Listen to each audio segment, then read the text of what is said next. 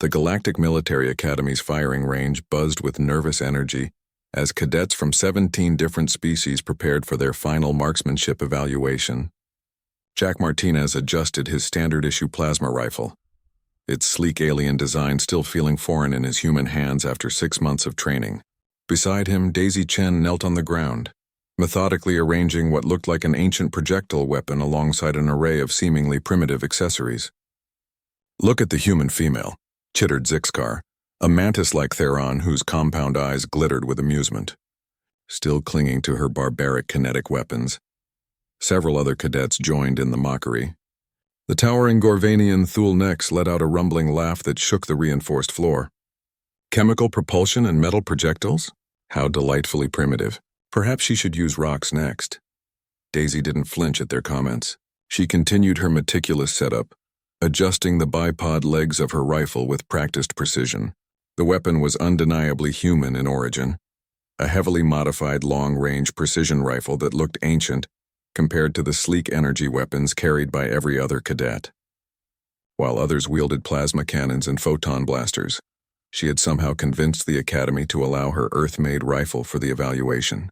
Jack watched his friend work, recognizing the focused calm that settled over her whenever she handled firearms. They had grown up in the same sector of New Austin Colony, where hunting the massive thorn beasts required patience, precision, and respect for every shot. When humanity had been invited to join the Galactic Defense Force, both had jumped at the chance to prove their species' worth among the stars. "Attention, cadets," announced Instructor Veltar, a distinguished Altarian whose blue skin bore the scars of countless battles. "Today's evaluation simulates long-range tactical scenarios you will encounter in real combat. Targets will appear at distances ranging from 500 to 2,000 meters. You have 30 minutes and unlimited ammunition. Your score depends on accuracy, target identification, and adaptation to changing conditions." The other cadets smirked as they hefted their advanced weapons. Plasma rifles could adjust their beam width and intensity with computer assistance. Photon blasters offered nearly instantaneous target acquisition. Daisy's rifle looked like a museum piece by comparison. Additionally, Veltar continued, environmental conditions will shift throughout the evaluation. Gravity, atmospheric density, and weather patterns will fluctuate to simulate combat on different worlds. As the evaluation began, holographic targets materialized across the vast training field. The alien cadets opened fire immediately, their energy weapons humming and crackling as they sent streams of deadly light downrange. Scores flashed on the overhead display. Decent hits, but nothing exceptional. Daisy remained motionless, her eye pressed to her rifle's scope.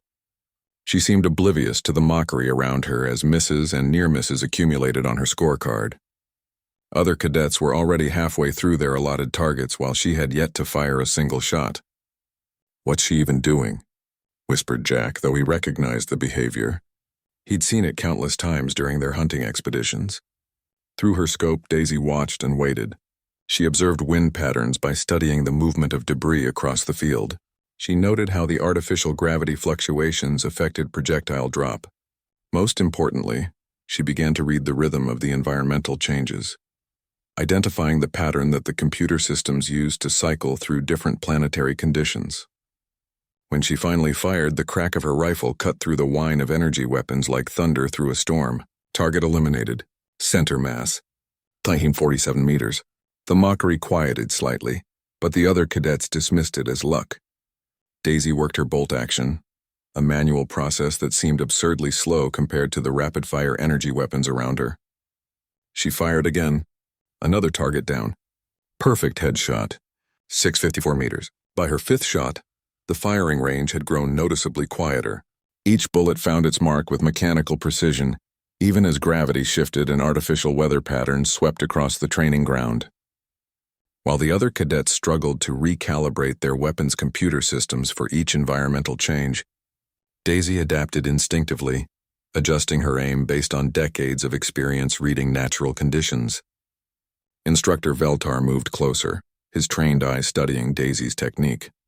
He watched as she accounted for wind drift that her primitive rifle couldn't automatically calculate.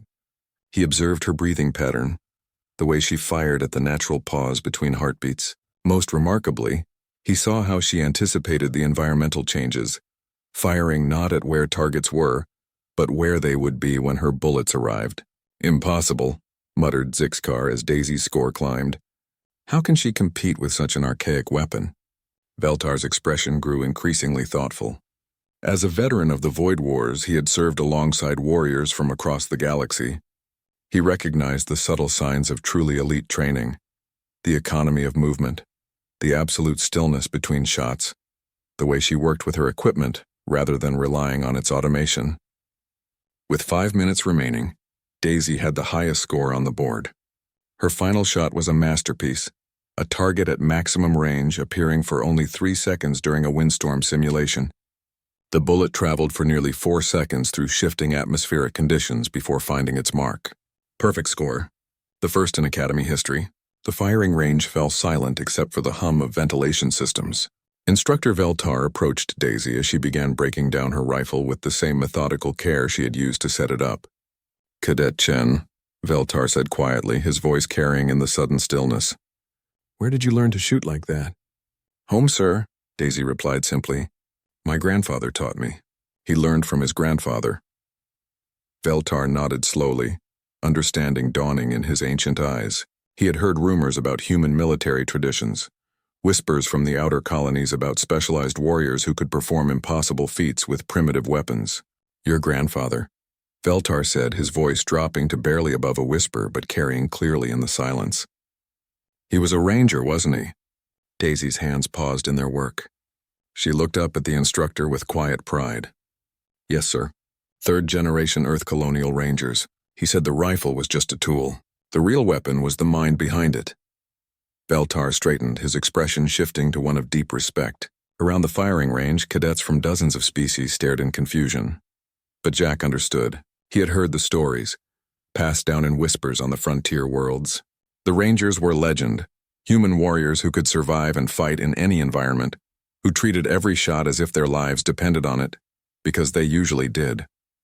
"Only Rangers train like that," Veltar said, loud enough for everyone to hear.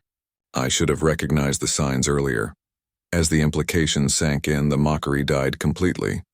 They hadn't been watching a primitive human struggle with obsolete technology.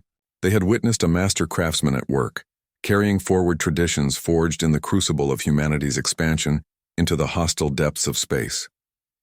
In that moment, Daisy Chen became more than just another cadet. She became a reminder that sometimes the oldest ways were still the best ways, and that true skill could never be replaced by technology alone.